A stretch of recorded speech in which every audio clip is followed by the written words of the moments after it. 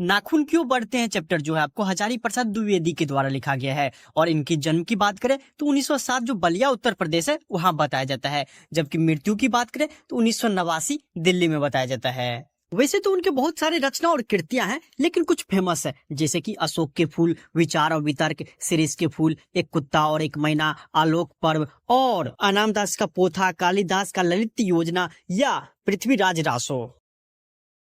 और एक बात जो लेखक हजारी प्रसाद द्विवेदी के बारे में जानना है वो आपको क्या कि उनका जो रचना था ना आलोक पर्व, उस पे उसको साहित्य अकादमी पुरस्कार भी मिल चुका है और भारत सरकार द्वारा उसे पद्म भूषण से भी सम्मानित किया गया है। और इतना तो छोड़िए, लखनऊ विश्वविद्यालय जो है वहां पे उनको डीलिट की उपाधि से सम्मानित किया गया है।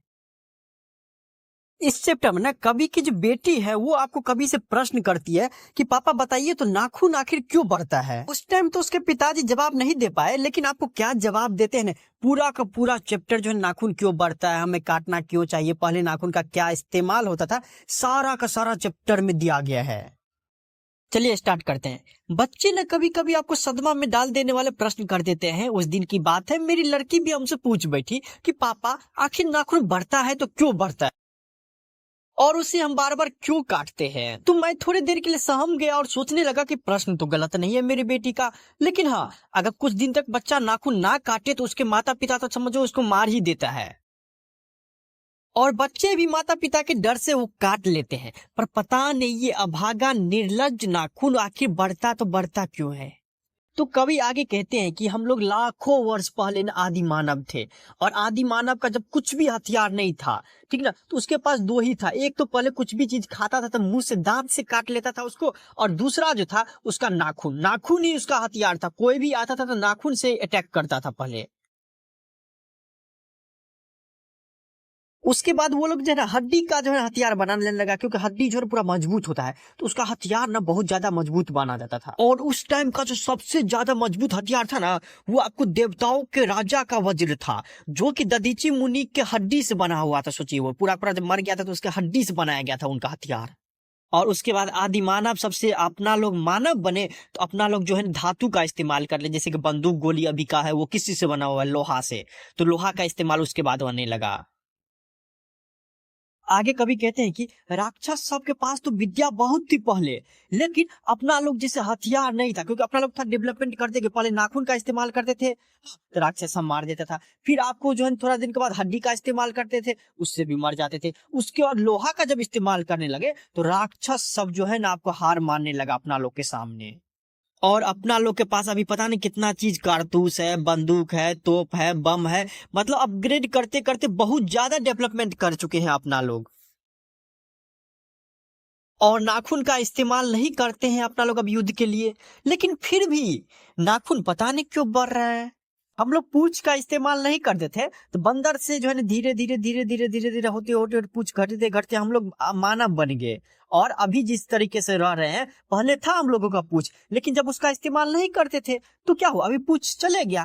उसी तरीके से अगर हमारा नाखून पहले इस्तेमाल करते थे युद्ध के लिए, जानवर सबको मारने सबके लिए, तो ठीक था उस टाइम में, चलो नाखून बढ़ रहा था ठीक है। लेकिन अब तो एक चीज बताइए, अब तो इस्तेमाल उसका नहीं करते, तो अब पता नहीं अभी क्यों बढ़ रहा है, कभी थोड़ा बहुत सस्पेंस में है। वे कमबख्त रोज बढ़ते हैं क्योंकि वे अंधे हैं क्या, नहीं जानते हैं मनुष्य को उससे कोटि कोटि गुना शक्तिशाली अस्त्र अभी मिल चुका है। लेकिन यह भी कैसे कहूं, नाखून काटने से होता तो होता क्या है। अरे मनुष्य की बर्बरता घटती कहाँ है, नाखून काटने से वो और भी बढ़ती जा रही है। आगे कभी कहते हैं कि कुछ हजार साल पहले से ये जो ना मनुष्य सब नाखून का इस्तेमाल ना सजने संवरने के लिए करना शुरू कर दिया था। और उसे काटता भी था तो मतलब अजीब तरीके से, एकदम मनोरंजन तरीके से, कभी त्रिकोण, कभी वर्तुलाकार, चंद्राकार, दंतुल, इस तरीके से नाखून को काटता भी था, जो कि दिखने में स्टाइलिश लगते था। और उसके साथ साथ उसको जो पेंट करने का भी, मतलब अलता रखने का भी प्रचलन बहुत पहले से चलते आ रहा है। और उसके बाद ना एक उंगली में जो लड़की सब थी वो आपको दो तीन तरह का अलता लगाना शुरू कर दी, जो कि दिखने में स्टाइलिश लगता था। और इतना तो छोड़िए, और गोरे देशों के लोग ना मतलब थोड़ा बड़ा जो नाखून रहता था ना और वो जो पेंट किया रहता था तो मतलब उसको ज्यादा खूबसूरत मानता था, जिसका भी नाखून थोड़ा सा बड़ा हो और पेंट किया रहता है, अलता वगैरह सब लगाया रहता है। वही प्रचलन अब इंडिया सब में भी है कि थोड़ा बहुत नाखून बड़ा रहता है, उस पे जो है पेंट करते रहता है तो वो ज्यादा खूबसूरत माना जाता है।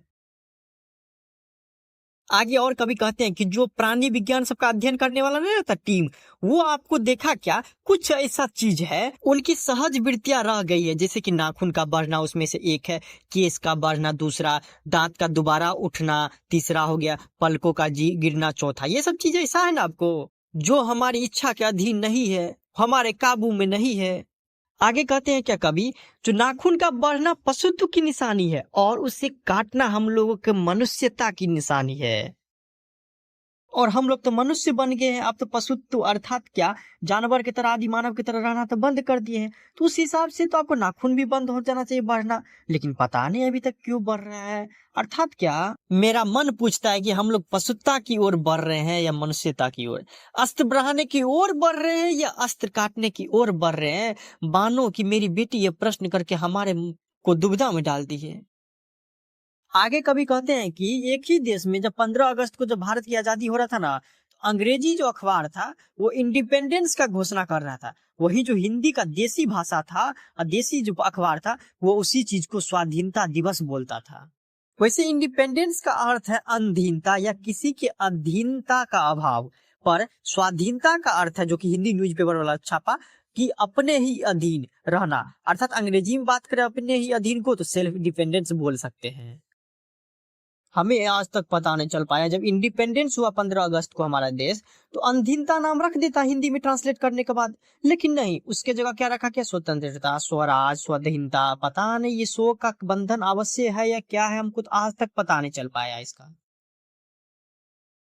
आगे वो कालिदास का एक कोट बोलते हैं क्या कि सब पुराने अच्छे नहीं होते और सब नए खराब ही नहीं होते। अर्थात क्या, कभी कहते हैं कि जो भी आदमी रहता है वो आपको दोनों चीज पक्ष विपक्ष देख के और जो हित कर रहता है उसको ग्रहण करता है, लेकिन बहुत सारा ऐसा आदमी रहता है जो जो बोल देता है ना जो आदमी उसी की तरफ चले जाता है। ऐसा नहीं करना चाहिए। और ऐसा भी नहीं है कि पहले हमारे देश में जातियां नहीं हुआ करती थी, बहुत हुआ करती थी, लड़ती झगड़ती भी थी, लेकिन फिर भी प्रेम पूर्वक अभी बसी है कि नहीं बताओ। और ऐसे नहीं कि हमारे पूर्वज सब या ऋषि मुनि सब जो है सबको एक समान करने के लिए और एक धर्म को से जोड़ने के लिए कोशिश नहीं किया था, लेकिन वो कोशिश नाकाम रहा। और यही हम लोग का मनुष्य का धर्म होना चाहिए, जाति होना चाहिए, वर्ण होना चाहिए, सब कुछ यही होना चाहिए। एक दूसरे का हेल्प करे, श्रद्धा रखे, तप रखे, एक दूसरे का साथ दे। इसलिए हमारे महाभारत में भी निर्भेद, सत्य और अक्रोध को सब वर्णों का सामान्य धर्म कहा गया है। आगे वो गौतम बुद्ध के बारे में बताते हैं कि उन्होंने ठीक ही कहा था कि मनुष्य की मनुष्यता यही में है कि वो सबके सुख दुख को सहानुभूति के साथ देखता है। यह आत्मनिर्मित बंधन ही मनुष्य को मनुष्य बनाता है। आगे कभी कहते हैं कि मनुष्य को सुख कैसे मिलेगी, ये प्रश्न करते हैं। उसमें क्या बड़े बड़ा नेता कहता है क्या एकदम वस्तु की कमी है, वस्तु लाओ, मशीन लाओ, उत्पादन बढ़ाओ, रोड बनाओ, ये करो वो करो, और आपको बंदूक लाओ, गोली लाओ, बाह्य उपकरण लाओ, धन की वृद्धि करो, मतलब जो मन होता है सो आपको बोलते रहता है नेता सब। और एक बूढ़ा व्यक्ति था, उसने भी कहा था सुख बाहर नहीं आपके भीतर है, हिंसा को मन से दूर करो, मिथ्य को हटाओ, क्रोध द्वेष को दूर करो और प्रेम से बात करो, सबके साथ प्रेम के साथ रहो। लेकिन उस बूढ़ा का अभी पता नहीं है, किसी ने उसको गोली मार दी गई है। अर्थात वो महात्मा गांधी के बारे में वहां पर बोलते हैं। अंत में कभी कहते कि ऐसा कोई दिन आएगा जब मनुष्य का नाखून बढ़ना बंद हो जाएगा। तो उस पर जो ना प्राण शास्त्री सब रिसर्च किया, बताया कि हाँ ऐसा संभव है कि एक दिन नाखून बढ़ना बंद हो जाएगा, क्योंकि जिस तरीके से अगर मान लीजिए इसका इस्तेमाल नहीं किया जाएगा, जैसे पूंछ का इस्तेमाल नहीं कर रहा था तो वो आपको धीरे धीरे धीरे खत्म हो गया, उसी तरीके से एक दिन भी ऐसा आएगा कि नाखून का बढ़ना बंद हो जाएगा और उस दिन मनुष्य की पशुता भी लुप्त हो जाएगी। अर्थात क्या, मनुष्य लोग जो है जैसे कि अभी पहले नाखून से इस्तेमाल करता था, उसके बाद थोड़ा थोड़ा हड्डी सब से बनाया, उसके बाद बम बारूद सब बना लिया, उसके बाद युद्ध करता है, जैसे कि हिरोशिमा का ले लेते हैं, अभी तक उसका प्रभाव बना हुआ है। उस तरीके से जो और खतरनाक धीरे धीरे धीरे होते जाएगा। लेकिन एक दिन ऐसा आएगा कि मनुष्य का नाखून बढ़ना बंद हो जाएगा, तो उस दिन बोल रहा है कभी कि मनुष्य की पशुता भी लुप्त हो जाएगी, उसके बाद वो मार काट करना बंद हो जाएगा और एक सामान्य आदर्श जीवन जिंदगी जीना जो है सब लोग जो है शुरू कर देगा। अंत में कभी कहते कम वक्त नाखून बढ़ते हैं तो बढ़े, मनुष्य उन्हें बढ़ने नहीं देगा।